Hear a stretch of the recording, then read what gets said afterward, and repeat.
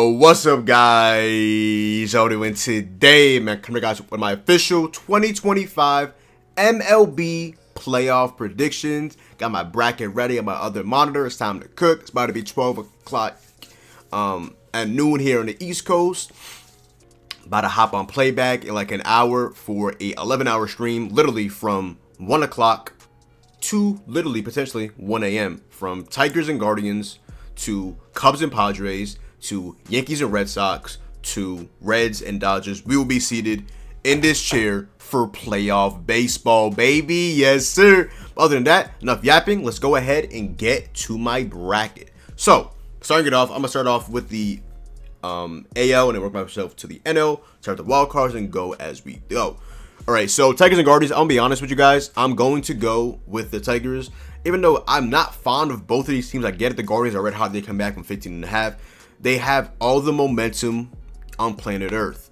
I just personally enjoy this Tigers team more. I think this is a better team. The Guardians have two hitters in their lineup with an OPS over 800, and that is Jose Ramirez and Kyle Manzardo. Kyle Manzardo is way worse against lefties. In game one, you have Tarek Skubal, who is one of the best pitchers in all of Major League Baseball. Obviously, we get it. The guards ball. They're great defensively. It's an annoying at bat. And I also saw that one of their top prospects, Chase the Lauders, on the roster as well. Might give them some extra juice. And we know the Lane Thomas Grand Slam last year for Tarek Skubal, you know? But I'm going to Tigers. Shout out to the Guardians, though. I did not expect y'all to do this. Magical second half of the season. On to my favorite team. The New York Yankees against the Red Sox. I'm going to be honest, I'm most on the side. I'm most no hedges in. I'm going to go with the Red Sox. The Red Sox have Garrett Crochet in game one, and they have, what's the name? Brian Bayo in game two. Two guys that absolutely own the Yankees. The Yankees have a potential MVP looking for MV3, Aaron Judge, but he has to show to me that they get hit in the playoffs. Aside of that, obviously the Yankees have been, I think, the best team by OPS and WRC plus against lefties this season, but Garrett Crochet is one of one. He's one of the best pitchers in baseball, which is why I was literally scared shitless when they went ahead and acquired him, and I would have literally been off this planet if they had a 1-2 at the trade deadline of Garrett Crochet and Joe Ryan. With that lineup, especially with the Roman Empire, if he was fully healthy, good night. But yeah, obviously I'm rooting for the Yankees, but just bias aside, I'm going to go with the Red Sox. They're 9-4 against the Yankees this season.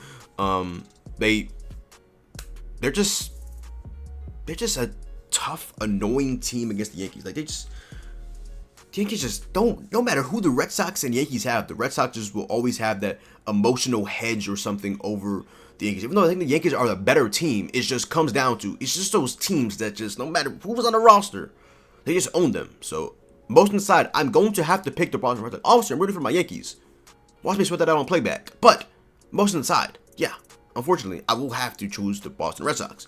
All right, now onto the wild card series of the Reds and Dodgers. I saw that game 2 starter would be Zach Littell. Honestly, Terry Francona, I don't know what you're cooking. Maybe it's a bullpen game. I personally would have went Hunter Green game 1, Andrew Abbott game 2, and game 3, Nick Lodolo, but he went Zach Littell, who I'm not fond of whatsoever. So I'm going to go with the Dodgers, the big bad Dodgers. David versus Goliath, we know it. Shohei Ohtani, Freddie Freeman, Mookie Betts. They have the pitching, which is just absolutely insane. They have Yoshinobu Yamamoto. Ohtani's getting a start. Blake Snell is getting game 1. But don't forget, they also have Emmett Sheehan. They still have Tyler Glass now in the bullpen. They have my dog Clayton Kershaw on the bullpen. If he makes the wild card roster, which I saw there's a chance that he doesn't. No, hopefully my dog does. But yeah.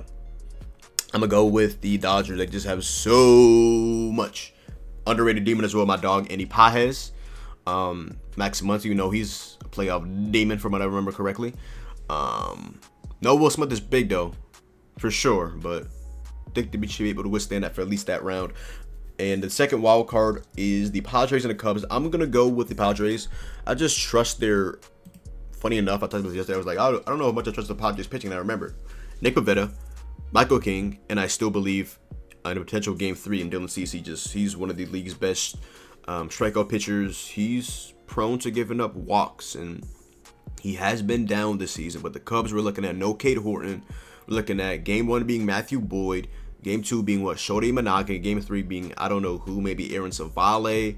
Does Ben Brown potentially get a start? Is it a bullpen game? I'm not too sure.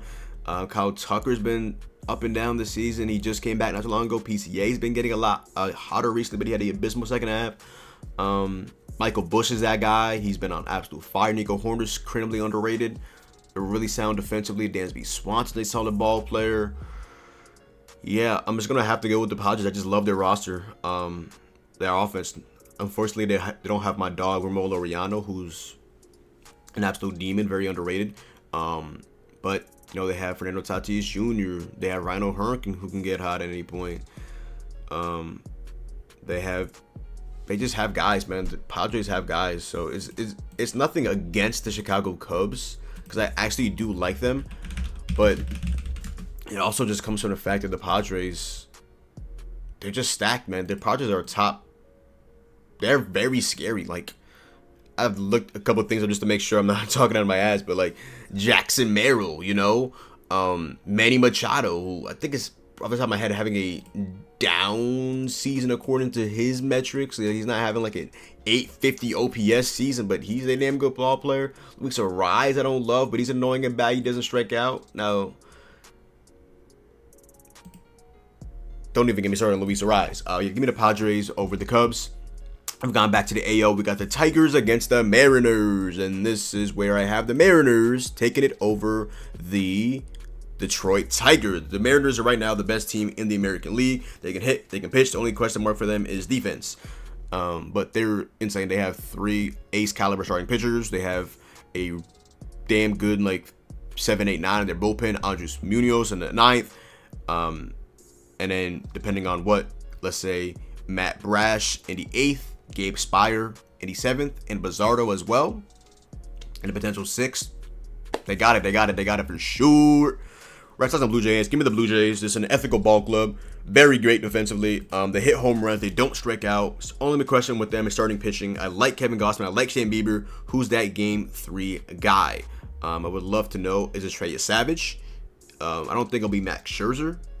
Barrios is injured and he was pitching out of the bullpen to prepare, I believe, for the postseason. So off the top of my head, I'm not too sure if there was not if there was, because this is a divisional round. There will be a game 3, and who will get the ball for the Toronto Blue Jays in that game 3? Because Chris Bass is currently on the IL. It would have to be Trey Savage, right? It would have to be Trey Savage, but yeah. Give me the Blue Jays. Red Sox, ethical ball club. They don't have Giolito. He might be if they advance to the next round. They have Connolly early. They have Peyton Toley, a couple of underrated guys as well. But yeah. So I have those 2, and then moving on, boom, boom, boom, Dodgers and Phillies. Give me the Phillies, you know. This is basically Goliath versus Goliath. I just like the Phillies more overall. I just think that this is the Phillies' year. Nothing against the Dodgers. They have endless amount of starting pitching.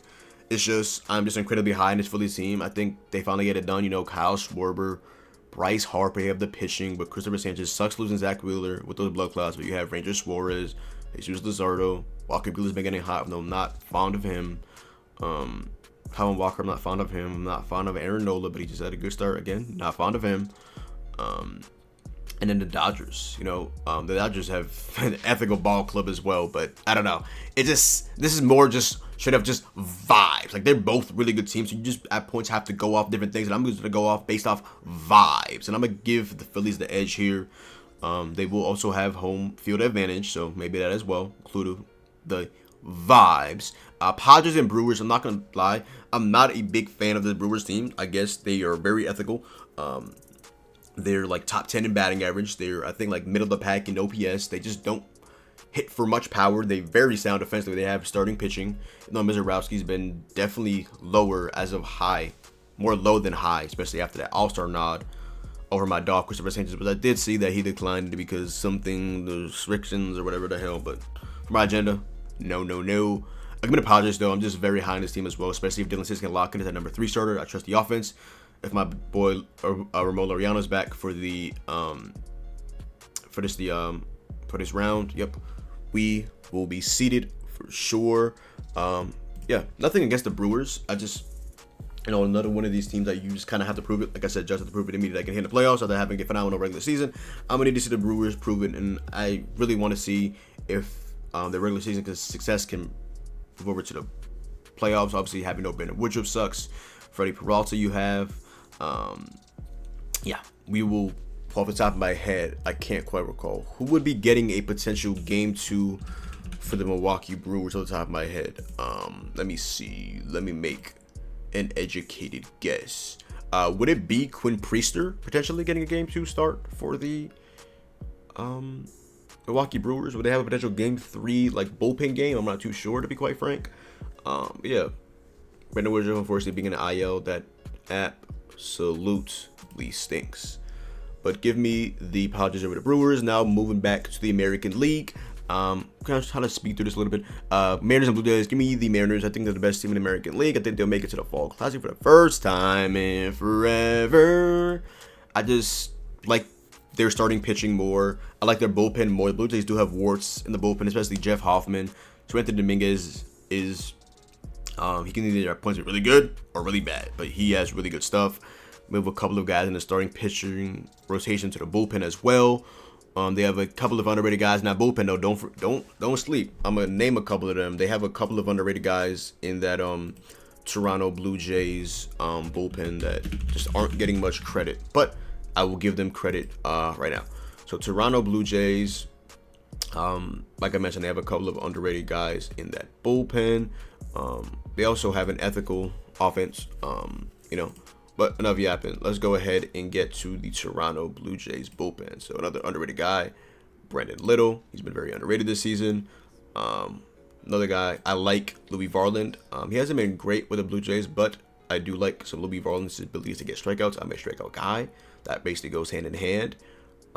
Outside of that, I think there was somebody else as well. Oh yeah, not him. It was for the Toronto Blue Jays. It was Braden Fisher, who's been electric out of the Toronto Blue Jays bullpen this season.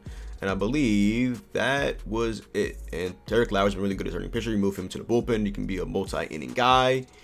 And yeah. So give me the Mariners or the Blue Jays. I just really love their offense. They have a very, very good offense. They just question mark defensively. We'll see what happens in terms of that. Now back on to the NL side of things. We've got the Phillies and the Padres. Phillies and the Padres. Give me the Phillies. This is another phenomenal matchup. I just like the Phillies offense, I would say, more than the Padres in this round. And the Phillies aren't great offensively, and they haven't been great for a while. Trey Turner's having a phenomenal season at shortstop. He just came back. Starting pitching-wise, you have Christopher Sanchez, who's one of the best pitchers in baseball. Roger Swartz, who's one of the best postseason pitchers in baseball for the last, minimum half decade. You have a phenomenal offense. You have the home field advantage. Yeah, this is gonna be a really good series if it ends up coming down to these two. And my World Series is Mariners and the Phillies. Now, for the while, I had this in my notes, Mariners and the Phillies, and I just had a thing done, and I was like, oh, give me the Phillies over the Mariners. I'm looking at these Mariners, though, man. They're looking tough. They're looking tough. But give me more of a season seeing the Mariners have not made it this far in a while. The Phillies have been here, and they lost. I think they're going to get it done. Bryce Harper's going to get him one. Schwarber's going to get him another, I think, because he did win with the Chicago Cubs. Off the top of my head, right? Did Kyle Schwarber win a ring with the Cubs? I believe he won that ring, right? Yep. Kyle Schwarber won a ring with the 2016 Cubs. Yep. Just had to make sure I'm fast. My bad. I know that keyboard definitely loud as hell, but yeah. So give me the Phillies. Mariners haven't been in a while. Haven't been there with this core. The Phillies have been here with this core before. I think they'll get it done this time. Give me the Phillies over the Mariners in what should be minimum a 6 to 7 game series. This shit will be chef's kiss, absolute cinema. Yeah, give me the Phillies over the Mariners in the playoffs in the World Series, and I would say total run score will be 150. Let me go ahead and submit that bracket right there, and boom, World Series champions, Philadelphia Phillies. Bang, bang, bang. Yeah. Other than that, y'all, that is the video episode. Go down below, drop a like, comment down below, sub up. It's me, boy John. Make sure to follow me on Playback. Like, again, I'm going live for 11 hours. Take a quick shower, hop on there. Follow the kid on Instagram. And what are your predictions? You guys agree with me, disagree with any of my predictions? Comment that all down below. I'll try to get a couple clips up on TikTok of potentially every single matchup, potentially, but we'll see. It'll be a little bit of time crunch, and I'll be locked in with baseball, so we'll see what transpires. But all of that. Thanks, my boy John. Hope you guys enjoyed the video, and I'm out, man. Peace.